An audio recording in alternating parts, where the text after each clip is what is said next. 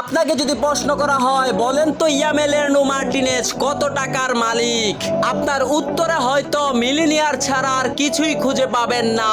কিন্তু আপনি শুনলে অবাক হবেন, এমন একটা সময় মার্টিনেজের ছিল যে একবেলা না খেয়েও থাকতে হতো। হ্যাঁ দর্শক, বলছিলাম তিনটি কাপ জয়ী আর্জেন্টিনা গোলরক্ষক এমি মার্টিনেজের কথা।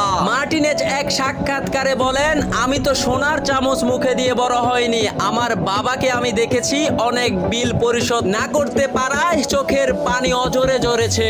আমি তো এমন এক সময় পেরিয়ে এসেছি রাতের এক বেলায় আমার না খেয়েও থাকতে হয়েছে। সেদিন আমি শপথ নিয়েছিলাম কোনো এক সময় আমি আমার পরিবারের দায়িত্ব নেব।